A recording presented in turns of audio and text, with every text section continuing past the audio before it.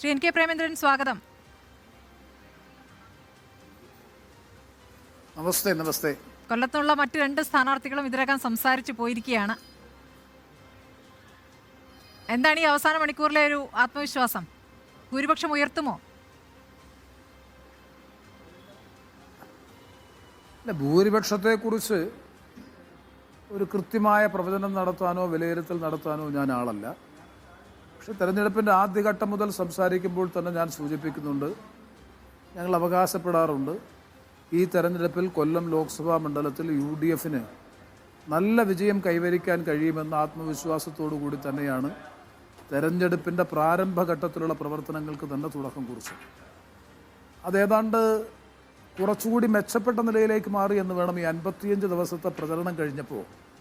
CPMൻ്റെയും BJPയുടെയും സംഘടിതമായിട്ടുള്ള പ്രചരണവും അപവാദ പ്രചരണത്തിലൂടെയുള്ള കനത്ത വ്യക്തിപരമായിട്ടുള്ള കടന്നാക്രമണത്തിന് ശേഷവും മെച്ചപ്പെട്ട നിലയിലേക്ക് UDFൻ്റെ സാധ്യതകൾ മെച്ചപ്പെട്ട നിലയിലേക്ക് വന്നു എന്നാണ് പൊതുവായി വിലയിരുത്താൻ കഴിയുന്നത്. അതുകൊണ്ട് നല്ല ആത്മവിശ്വാസം ഇപ്പോഴുമുണ്ട്. ഈ തെരഞ്ഞെടുപ്പിൽ കൊല്ലം ലോക്സഭാ മണ്ഡലത്തിൽ UDF മെച്ചപ്പെട്ട ഭൂരിപക്ഷത്തിൽ ജയിക്കും എന്ന് മാത്രമേ പറയാൻ കഴിയൂ. ഭൂരിപക്ഷത്തിൻ്റെ തോത് വിലയിരുത്താൻ ഒരു സാധ്യതയുമില്ല. കാരണം പൊളിറ്റിക്കൽ ട്രെൻഡ് എങ്ങനെയാണ്, മറ്റൊരുപാട് ഘടകങ്ങൾ ഭൂരിപക്ഷം വർദ്ധിക്കുന്നതും കുറയുന്നതിനും ആധാരമായിട്ടുണ്ട്. അപ്പോൾ അതിലേക്കൊന്നും ഞാൻ വിലയിരുത്തില്ല. പക്ഷേ ഒരു കാര്യം ഞാനിപ്പോൾ സൂചിപ്പിക്കാൻ ആഗ്രഹിക്കുന്നു. ഇന്ന് വൈകുന്നേരത്തിന് ശേഷം ഞാനിപ്പോൾ വേറെ ആരോടും ഇത് പറഞ്ഞിട്ടില്ല, ഞാൻ പറയാണ്, എത്ര നിലവാരമില്ലാത്ത രാഷ്ട്രീയ പ്രവർത്തനമാണ് CPM നടത്തുന്നത്. ഞാൻ RSSകാരനാക്കിക്കൊണ്ട് എന്നെ സംഘിവൽക്കരിച്ചുകൊണ്ട് ചില പത്രവാർത്തകളെല്ലാം കൂടി കോട്ട് ചെയ്ത് NK പ്രേമചന്ദ്രൻ്റെ കൂർ ആരോട് എന്ന് പറഞ്ഞുകൊണ്ട് പേരില്ലാത്ത, പ്രിൻ്ററുടെ പേരില്ല, പബ്ലിഷറുടെ പേരില്ല, ആര് പ്രസിദ്ധീകരിക്കുന്നതെന്ന് ഒരു ഇല്ലാതെ എല്ലാ കെട്ടുകണക്കിന് ലഘുലേഖകളാണ് ഈ 7 ലോക്സഭാ നിയോജക മണ്ഡലങ്ങളുടെയും വിവിധ സ്ഥലങ്ങളിലായി കൊണ്ട് ഡംപ് ചെയ്യുന്നു. ചില സ്ഥലങ്ങളിൽ വീടുകളിൽ വിതരണം ചെയ്യുന്നു. ഇന്ന് വൈകുന്നേരത്തിന് ശേഷം ലഭ്യമായിട്ടുള്ള റിപ്പോർട്ടാണ്. പരവൂരിൽ ഇതുമായി ബന്ധപ്പെട്ട് പോയ ഒരാളെ കണ്ടെത്തിയിട്ടുണ്ട്. കണ്ടെത്തി പോലീസിന് വിവരം കൊടുത്തിട്ടുണ്ട്. കൊടുത്തപ്പോൾ അവർ അറിയപ്പെടുന്ന അവിടുത്തെ പ്രദേശത്തെ CPMൻ്റെ പ്രവർത്തകനാണ്. എന്ത് നാണം കെട്ട ലജ്ജാകരമായ പ്രവർത്തനമാണ്. കോളേജ് യൂണിയൻ ഇലക്ഷനിലൊക്കെ ചിലപ്പോഴൊക്കെ നമ്മൾ സാധാരണ കാണിക്കാറുള്ളത് പോലെ ഒരു പാർലമെൻറ്റ് തെരഞ്ഞെടുപ്പിൻ്റെ അവസാന ദിവസം പേരും നാളും കൂറും വിലാസവും ഒന്നുമില്ലാത്ത, പിതൃത്വമില്ലാത്ത ഒരു ലഘുലേഖ പ്രചരിപ്പിച്ചുകൊണ്ടാണോ രാഷ്ട്രീയ പ്രതിയോഗിയെ നേരിടേണ്ടത്? എത്ര ഹീനമായിട്ടുള്ള കടന്നാക്രമണം! ഇത് സംഘടിതമായിട്ടാണ്. അതാണ് ഞാൻ പറഞ്ഞത്, 7 അസംബ്ലി നിയോജക മണ്ഡലങ്ങളിലും ഏതാണ്ട് ഒരേ സമയം തന്നെ അത് പ്രചരിപ്പിക്കപ്പെടുന്നു. ചില സ്ഥലങ്ങളിൽ കെട്ടുകണക്കിന് കിട്ടി, ചില സ്ഥലങ്ങളിൽ വീടുകളിൽ വിതരണം ചെയ്തതിൻ്റെ പകർപ്പ് കിട്ടി. ഇത് എന്തു തരത്തിലുള്ള രാഷ്ട്രീയ പ്രവർത്തനമാണ് CPM ചെയ്യുന്നത്? ഞാൻ BJPയാണ്, സംഘിയാണ്, എൻ്റെ കൂറ് മുഴുവൻ എന്ന നിലയിൽ പത്രവാർത്തയാണെന്ന് ധരിക്കത്തക്ക നിലയിലാണ് ഇത് അച്ചടിച്ച് പ്രസിദ്ധീകരിച്ച് വ്യാപകമായ നിലയിൽ വിതരണം ചെയ്യണമെന്നുണ്ടെങ്കിൽ CPMനെ പോലൊരു സംഘടനയ്ക്ക് മാത്രമേ കഴിയൂ. അതാണ് ഞാൻ പറഞ്ഞത്. ഇത് ഒരു രാഷ്ട്രീയവും കൊല്ലം ലോക്സഭാ തെരഞ്ഞെടുപ്പിൽ അവർക്ക് പറയാനുണ്ടായിരുന്നില്ല. ഒരു പ്രത്യയശാസ്ത്രപരമായ ഒരു വിഷയവും വിശകലനം ചെയ്യാനില്ല. ആകെ ഈ തെരഞ്ഞെടുപ്പിൽ എനിക്കെതിരെ അവർക്ക് പറയാനുണ്ടായിരുന്ന ഏക കാര്യം പ്രധാനമന്ത്രിയുമായിട്ട് ഉച്ചഭക്ഷണം കഴിച്ചു എന്നൊരു വിഷയവും അതിനുശേഷം റെയിൽവേ സ്റ്റേഷൻ ഉദ്ഘാടനവുമായി ബന്ധപ്പെട്ട് കേന്ദ്ര ഗവൺമെൻറ്റിനെ റെയിൽവേ മന്ത്രാലയത്തെ പുകഴ്ത്തി എന്ന പേരിലുമുള്ള ഒരു ആരോപണമാണ്. ഒരു ഭീകരമായിട്ടുള്ളൊരു അന്തരീക്ഷം സൃഷ്ടിച്ചുകൊണ്ട്. പക്ഷേ അതൊന്നും ഫലിക്കുന്നില്ല എന്ന് കണ്ടപ്പോഴാണ് ഏറ്റവും ഒടുവിൽ തെരഞ്ഞെടുപ്പിൻ്റെ തലേ ദിവസം ഇത്തരത്തിലുള്ള ലഘുലേഖയുമായി രംഗത്ത് വരിക എന്ന് പറഞ്ഞാൽ CPIMൻ്റെ നിലവാര തകർച്ചയുടെ ഏറ്റവും പ്രത്യക്ഷമായിട്ടുള്ള ഉദാഹരണം തന്നെയാണ്. അത് ഞാൻ സാന്ദർഭികമായി അവസരം കിട്ടിയപ്പോൾ ഒന്ന് സൂചിപ്പിച്ചെന്ന് മാത്രമേ ഉള്ളൂ. ഇതൊക്കെ എന്ത് ഈ പിതൃത്വമില്ലാത്ത ലഘുലേഖയിലൂടെ. പക്ഷേ ശ്രീ പ്രേമചന്ദ്രൻ, അത് എന്തുകൊണ്ട് തനിക്കെതിരെ അങ്ങനെ ഉണ്ടാകുന്നു എന്ന് താങ്കൾ ആലോചിച്ചിട്ടുണ്ടോ? ഇപ്പോൾ നമുക്ക് നോക്കാമല്ലോ, ആറ്റിങ്ങലിൽ അടൂർ പ്രകാശിനെതിരെ അങ്ങനെ ഒരു ആരോപണമില്ലല്ലോ, അല്ലെങ്കിൽ തൃശ്ശൂർ K മുരളീധരനെതിരെ ഒരു ആരോപണമില്ലല്ലോ, വടകരയിൽ ഷാഫി പറമ്പിലിനെതിരെ അങ്ങനെ ഒരു ആരോപണമില്ലല്ലോ. എന്തുകൊണ്ടാണ് പ്രേമചന്ദ്രനെ എളുപ്പത്തിൽ സംഘിവൽക്കരിക്കാൻ കഴിയുന്ന ഒരു പ്രചാരണം CPMന് നടത്താൻ കഴിയുന്നത്? അതിന് പല കാരണങ്ങളുണ്ട്. എളുപ്പത്തിൽ പ്രചരിപ്പിച്ചിട്ട് ഏക്കുന്നില്ലല്ലോ. 2019 ഇതേ പ്രചരണം നടത്തിയല്ലോ. 34,000 ചില്ലുവാനം ഉണ്ടായിരുന്ന എൻ്റെ ഭൂരിപക്ഷം 1,48,000-ലധികം വർദ്ധിച്ചതും ബഹുജന പിന്തുണ കൂടിയതുമല്ലാതെ ഈ പ്രചരണം നടത്തിയിട്ടും ഏക്കുന്നില്ലല്ലോ. ന്യൂനപക്ഷ കേന്ദ്രങ്ങളിൽ പോലും ഏക്കുന്നില്ലല്ലോ. അന്ന് പ്രധാനമന്ത്രി കൊല്ലം നാഷണൽ ഹൈവേ ബൈപ്പാസിൻ്റെ ഉദ്ഘാടന ചടങ്ങിന് 2019 വന്നു. അതായിരുന്നു ഒരു കാരണം. ഇപ്രാവശ്യം ഒന്നും കിട്ടാനില്ലാതിരുന്നപ്പോഴാണ് ഏറ്റവും ഒടുവിൽ പ്രധാനമന്ത്രിയുമായി ഉച്ചഭക്ഷണം കഴിച്ചു എന്നതിൻ്റെ പേരിൽ അവരുണ്ടാക്കിയെടുക്കല്ലേ സ്റ്റോറികൾ. അതാണ് ഞാൻ പറഞ്ഞത്, അവർ തന്നെ സമ്മതിക്കുന്നുണ്ടോ ഈ തെരഞ്ഞെടുപ്പിൽ അവർക്ക് മറ്റൊന്നും പറയാനില്ലാത്തപ്പോൾ ക്യാരക്ടർ അസാസിനേഷന് വേണ്ടിയിട്ടുള്ള പ്രവർത്തനങ്ങൾക്കാണ് അവർ നേതൃത്വം കൊടുക്കുന്നത്. അതുതന്നെയാണ് ഇവിടെയും ചെയ്യുന്നത്. ഷാഫി പറമ്പലിനെതിരായിട്ടും വേറെ പലതരത്തിലുള്ള ആക്ഷേപങ്ങൾ ഉന്നയിക്കുന്നുണ്ട്. ഓരോ സ്ഥലത്തും ഓരോ രീതിയാണെന്ന് മാത്രം. ഇപ്പോൾ കെ സുധാകരനെതിരായിട്ട് പറയുന്നുണ്ട്. ഇതേ കെ മുരളീധരൻ സംഘിയാണ് BJP-യിലേക്ക് പോകുമെന്ന് പറഞ്ഞിട്ടുണ്ട്. രാജ്മോഹൻ ഉണ്ണിത്താൻ പോകുന്നുണ്ട്. ശശി തരൂരിനെ സംബന്ധിച്ചുള്ള ക്യാമ്പയിൻ നടത്തിയിട്ടുണ്ട്. ആരെ അവർ വെറുതെ വിട്ടിട്ടുള്ളത്? ഓരോ കാലാകാലങ്ങളിൽ ഹിന്ദു നാമധാരികളായിട്ടുള്ളവർ, അതാണ് ഞാൻ പറഞ്ഞത്, ഞാൻ പല ചർച്ചകളിലും പറഞ്ഞതാണ്, ഇവർ പരോക്ഷമായി BJP-യെ സഹായിക്കുകയാണ്.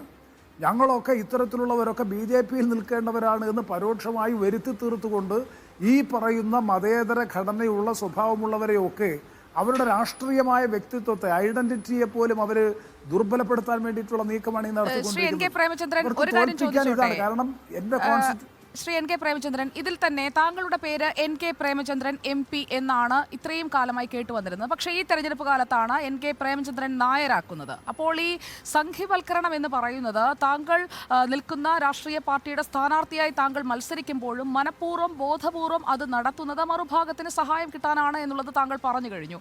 മറ്റൊരു കാര്യം ചോദിച്ചുകൊള്ളട്ടെ, താങ്കൾക്ക് താങ്കളുടെ രാഷ്ട്രീയ പാർട്ടിയിൽ നിന്ന്, താങ്കളുടെ മുന്നണിയിൽ നിന്ന് മാത്രമല്ലല്ലോ അവിടെ വോട്ട് കിട്ടുന്നത് എന്നത് അവിടെ പരസ്യമായി ഒരു രഹസ്യമല്ലേ?